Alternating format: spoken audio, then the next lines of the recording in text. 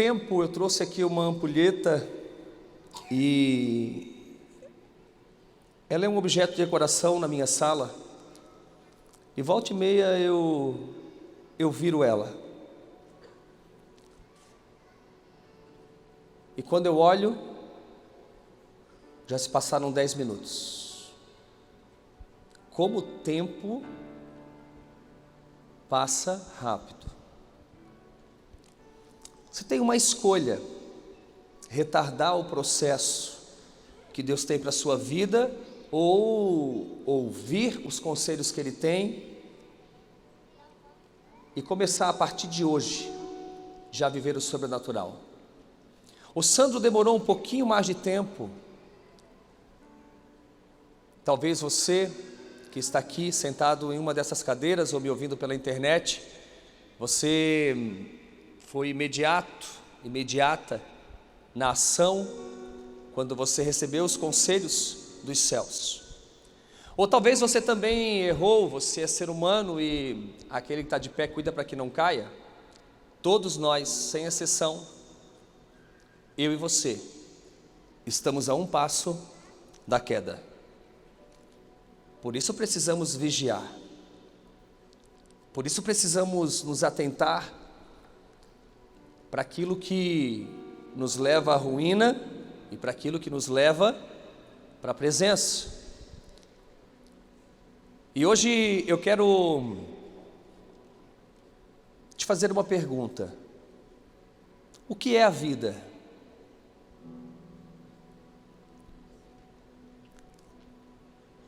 O que é a vida? Eu estava vindo hoje à tarde de Uberlândia, Minas Gerais, de avião, e eu estava muito cansado. Eu tive uma semana muito intensa, de muitas viagens. A minha voz até está um pouco rouca, eu não tenho uma voz bonita assim. Minha voz é mais fina, é mais esquisita. Eu até me ouvindo, eu disse, meu Deus, mas está legal. Talvez o som, eles mexeram na mesa, não sei, eu estou me ouvindo bem aqui. Quantos concordam comigo? Que a minha voz é feia? Vou ser sincero, né? Mas eu estava vindo e eu estava muito cansado e eu passei por um sono. E eu sonhei que eu estava no avião juntamente com a minha família e o piloto anunciou que a aeronave estava com problema e que ele ia ter que fazer um pouso forçado em meio a algumas montanhas. Na hora veio na minha mente, foi-se. E sabe qual foi o meu pensamento no sonho? Eu disse, nossa, foi tão rápido.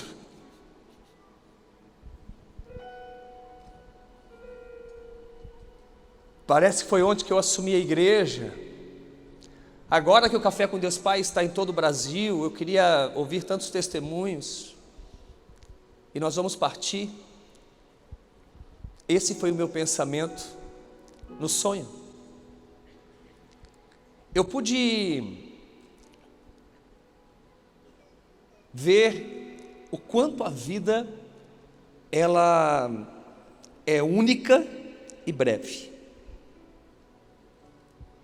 E aí quando eu acordei que eu estava na aeronave, a aeronave estava realmente voando, eu comecei a pensar, será que eu ouvi alguma coisa ou era um sonho? Olhei pela janela, tudo normal. Glória a Jesus, eu disse, Senhor, muito obrigado, tenho mais um período de vida ainda, tenho mais um tempo, mas isso me fez pensar que nós temos que viver a cada momento como se fosse o último. Quando eu cheguei em casa, eu fui deitar um pouco, para dormir pelo menos 1 hora, para estar aqui agora, ministrando um pouquinho sobre as suas vidas. E eu entrei no meu Instagram e a primeira mensagem que veio foi de uma moça que me segue pedindo oração porque o seu esposo tinha partido, tão jovem. E mais uma vez Deus falou comigo sobre o tempo. E eu não tinha preparado ainda a mensagem, eu vim mais cedo hoje para poder preparar uma mensagem. E quando eu olhei para o meu escritório na estante, eu vi uma ampulheta. E aí Deus estava falando comigo sobre o tempo. E aí eu fui para o texto e Deus falou comigo em Tiago 4,14. O que é a vida? Vocês são como a neblina que aparece um pouco de tempo e depois se dissipa. Vocês são como a neblina que aparece um pouco de tempo e depois se dissipa. Você tem que reconhecer comigo que a vida na terra é muito rápida, ela é muito breve. Quando eu passo a olhar a vida e a morte com mais naturalidade e admitir que a minha vida é única e breve, eu vou me libertar e poder agir com mais autenticidade, com mais ousadia. Quando você entende isso, você muda as ações, as atitudes, os gestos, a fala. Você começa a dar valor para as coisas que talvez até o presente momento não fazia tanto sentido para você, não era talvez a sua prioridade. Quando você realmente entende que você está de passagem nessa terra, você não começa a correr atrás das coisas terrenas. Você não foca em algo que um dia a traça e a ferrugem vai comer. A sua prioridade são as coisas eternas. Por isso que a Bíblia diz: buscai primeiro o reino dos céus e a sua justiça, e as demais coisas serão acrescentadas. Isso não quer dizer que você não pode ter sonhos. Isso não quer dizer que você não pode ter projetos. Isso não quer dizer que você não pode realmente almejar algo material. Agora, isso não pode ser prioridade na sua vida. Isso não pode estar acima do Deus que você serve, acima da família que Deus te deu, acima dos amigos, acima do ministério que Deus confiou nas suas mãos.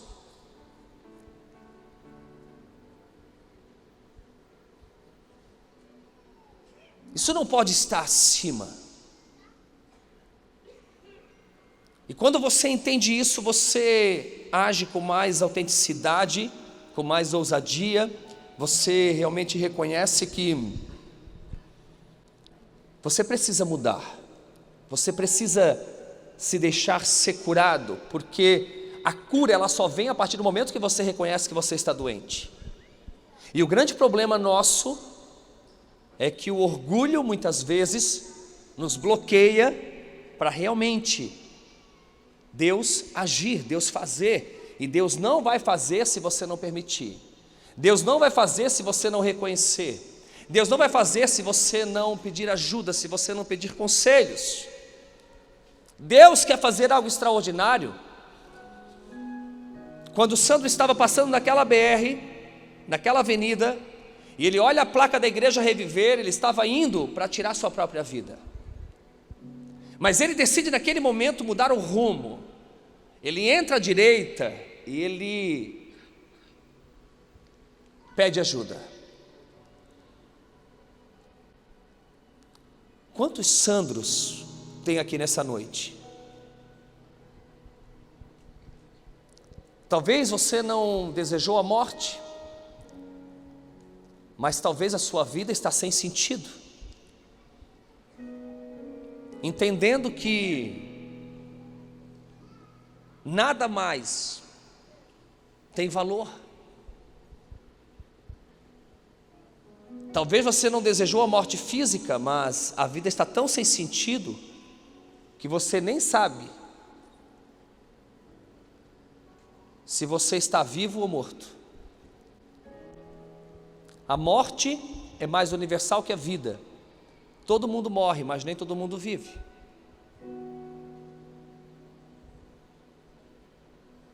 Um jovem na casa dos 20 anos escreveu o seguinte: sinto-me um fracassado, pois luto para me tornar em algo que nem ao menos sei o que. Tudo que sei fazer é sobreviver. Algum dia, se eu descobrir o meu propósito, eu sentirei que estou começando a viver. Esse jovem estava completamente vivendo uma escassez interna, um vazio, se sentindo de fato um fracassado. Eu creio que nessa noite Deus quer agir, Deus quer curar.